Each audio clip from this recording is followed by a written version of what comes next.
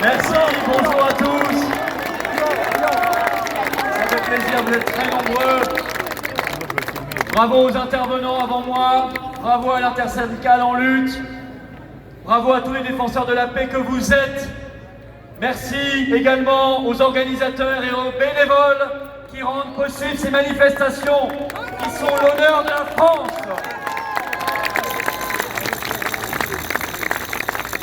Il y a 3 ans, jour pour jour, le conflit ukrainien qui nous occupe commençait. Ça n'était pas le début de l'affaire, mais nous étions dans le vif du sujet. Et une fois n'est pas coutume, je vais me citer parce que je sortais un petit manifeste pour la paix et la liberté début mars 2022, il y a 3 ans. Et voilà ce que j'écrivais en résumé, en 4e de couverture, juste quelques mots. J'écrivais à l'époque, il y a 3 ans, dès les premiers mots d'Emmanuel Macron et d'Ursula von der Leyen sur le conflit ukrainien qui débutait à peine, j'ai compris qu'ils n'avaient pas fini de tirer le fil du Covid. Le mot Russie remplace le mot Covid, mais la logique reste la même. Une logique de tension, de division, de réduction inédite des libertés. Une logique de peur et de soumission, et je le crains au plus profond de moi-même, une logique de guerre. Je n'ai donc pas voulu tarder face à cette tragique urgence, et c'est une soirée de cet hiver finissant que j'ai pris la plume pour alerter et appeler à la mobilisation générale. J'écrivais ça il y a 3 ans.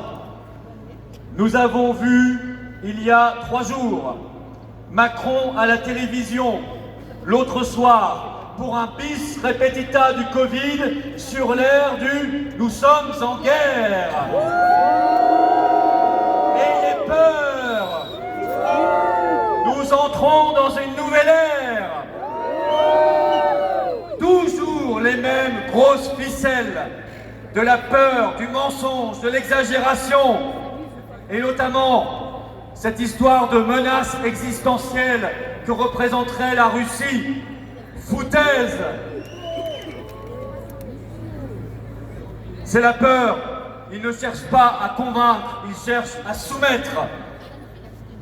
Et par ces mots injurieux contre un pays qui fut longtemps un ami de la France, il compromet lourdement l'avenir. Il n'en a pas le droit. Et il nous emmène vers l'abîme de la guerre, peut-être plus profond encore que l'abîme de sa propre folie. Car cet homme est fou. Cet homme est dangereux. En réalité, Macron veut nous faire peur, car mes chers amis, c'est lui qui a peur. Il a peur car la paix arrive. La paix en Ukraine qui n'a jamais été aussi proche. Il a peur du nouveau monde qui, sous la dynamique de l'administration Trump, sous la dynamique des BRICS qui se lèvent, est en train partout de tourner le dos aux mensonges du mondialisme et de tourner le dos à la guerre.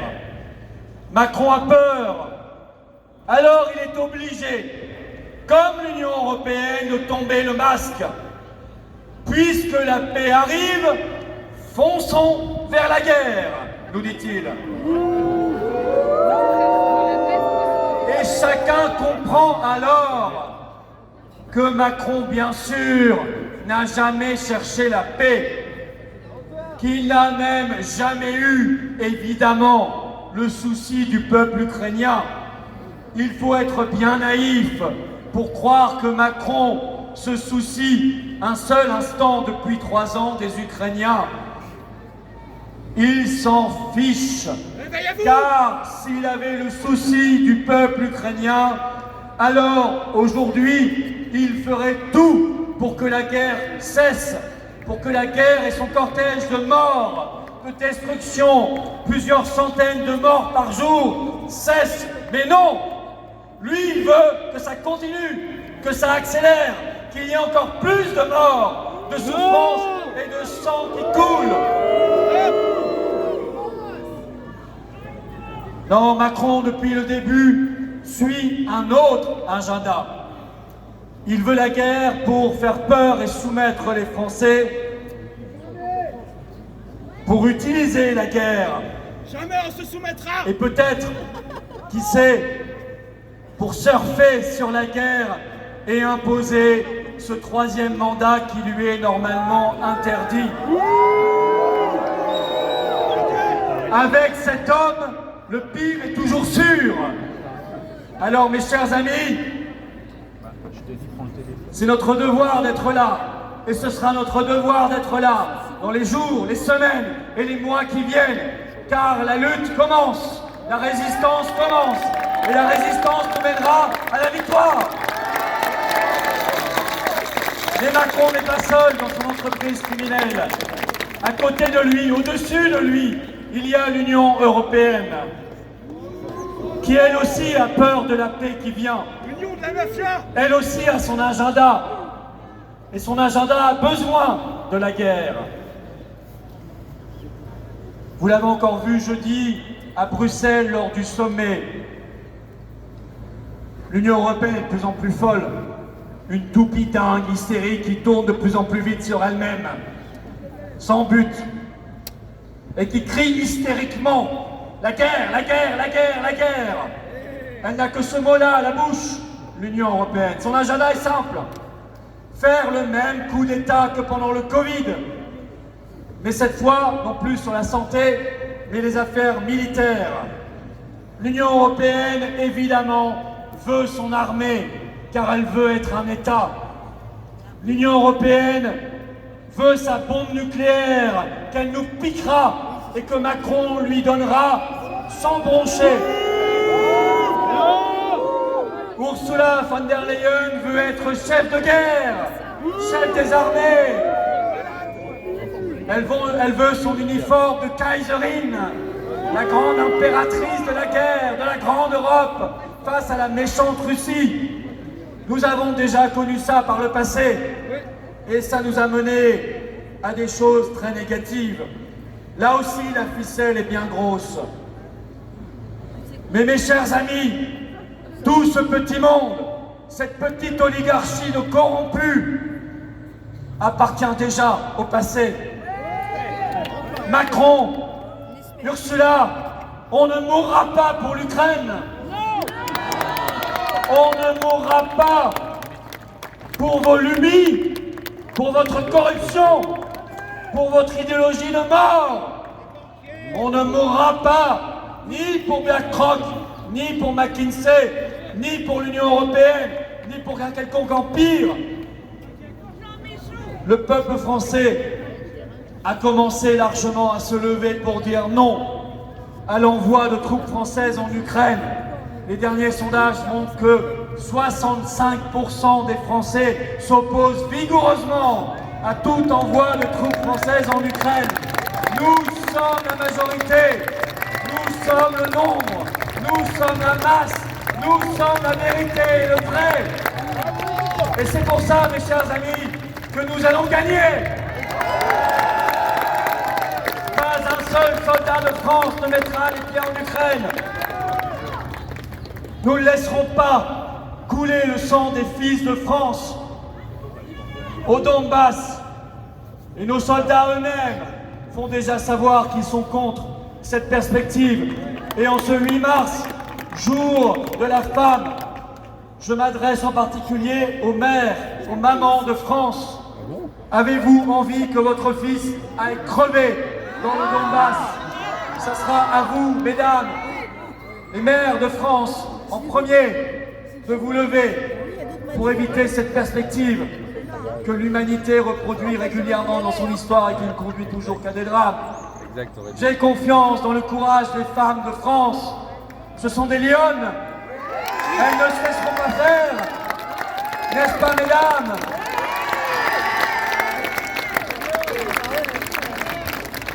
Nos fils, nos soldats n'iront pas en Ukraine. Qu'on y envoie plutôt Claude Malhuret, Nicolas Tenzer, Raphaël Enthoven, Raphaël Glucksmann, Caroline Fourest, François Hollande, Manuel Valls, Ursula von der Leyen, Emmanuel Macron, Brigitte Macron. Comme dit Myriam Myriam, comme dit Myriam, l'uniforme kaki lui irait si bien. Nous ne voulons pas de votre armée européenne. Personne ne mourra jamais pour le torchon bleu à étoiles. Jamais. Notre armée est française et elle le restera. Notre dissuasion nucléaire est française et elle le restera. Notre drapeau est français et il le restera. Notre pays c'est la France et il le restera. Nous avons bien compris que derrière votre projet de guerre, vous avez d'autres projets tapis dans l'ombre. La censure, en particulier des réseaux sociaux, mais aussi toutes ces chaînes de télévision qui ferment, la spoliation de l'épargne. On vous voit venir avec vos gros sabots. Et même certains disent, c'est le MEDEF qui l'a dit cette semaine, il faut la retraite à 70 ans, parce qu'au Danemark, ils ont mis la retraite à 70 ans pour financer l'Ukraine. Allons-y, retraite à 70 ans pour l'Ukraine, et demain à 75 ans pour la Moldavie, à 80 ans ensuite pour la Géorgie, pendant qu'on y est.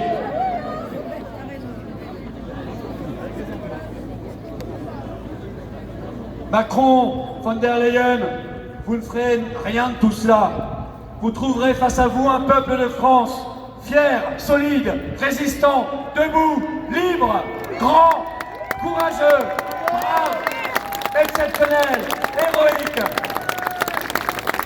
Le peuple de France, qui dans la lignée de ses ancêtres et des héros qui sont morts pour la patrie, saura se lever pour empêcher ce sombre avenir.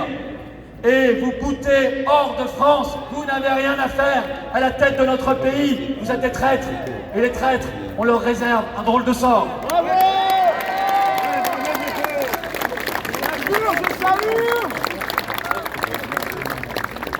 On ne se fera pas voler ni notre paix, ni notre liberté, ni notre épargne, ni rien de rien, ni notre pays. Nous sommes les partisans de la paix. Notre mouvement avec vous se bat depuis des mois et des années, inlassablement, pour la paix. La paix qui est en train de se faire.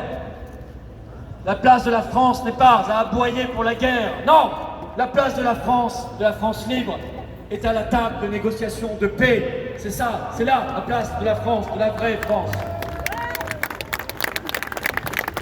Nous voulons la paix. Nous répondons à Macron. Destitution! Destitution! Honte aux parlementaires d'opposition qui ont fait barrage, qui font barrage à sa destitution.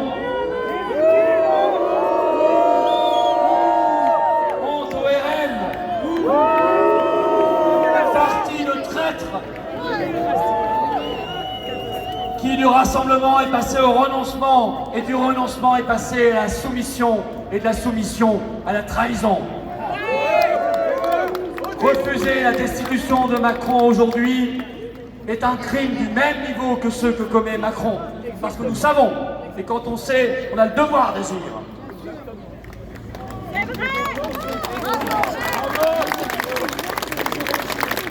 Nous voulons la paix, nous répondons à von der Leyen et à l'Union européenne. Frexit! Frexit! Frexit! Frexit! Frexit!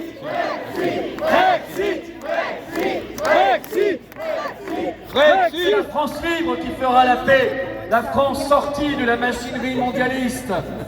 Regardez la France, regardez autour de vous, partout dans notre pays. N'avons-nous pas un pays merveilleux? N'avons-nous pas autre chose à faire que de déclarer la guerre au monde entier, que d'agiter les peurs et l'agressivité? N'avons-nous pas un autre avenir à proposer à notre jeunesse que d'aller se faire trouer la peau dans le Donbass? Un pays aussi beau, aussi plein de ressources et de promesses, n'a-t-il pas d'autre combat à mener? Redresser son agriculture, se réindustrialiser, relever sa santé, faire revivre ses libertés, retrouver la sécurité, porter dans le monde une voix sage, originale, qui rayonne, indépendante, de sagesse et de paix. Mais n'est-ce pas là ce qu'on attend de la France et ce que nous avons envie de bâtir ensemble? Nous n'avons pas envie de construire des obus, des missiles pour taper sur un pays. Nous avons envie de relever un pays qui va mal, qui est le nôtre. Et nous le ferons tous ensemble. La voix de la France est indispensable dans le monde. Elle doit faire entendre le meilleur de notre âme nationale, millénaire, et non pas la noirceur de l'esprit de ceux qui nous ont volé notre pays. Je me fous de l'Europe puissance, je veux la France puissance. Je me fous de l'Europe puissance, je veux la France libre, en paix, indépendante, belle, prospère, heureuse, belle et rebelle. C'est ça qui m'intéresse. Alors n'ayez pas peur, Maître Dimisio a raison de vous le dire et redire, n'ayez pas peur. Tout bouge si vite en 2025. Luttons, brisons nos chaînes. Le grand vent de la vérité, de la liberté, de la paix, de la souveraineté souffle si fort à travers le monde qu'il balayera les Macron, les Ursula et tous ces traîtres.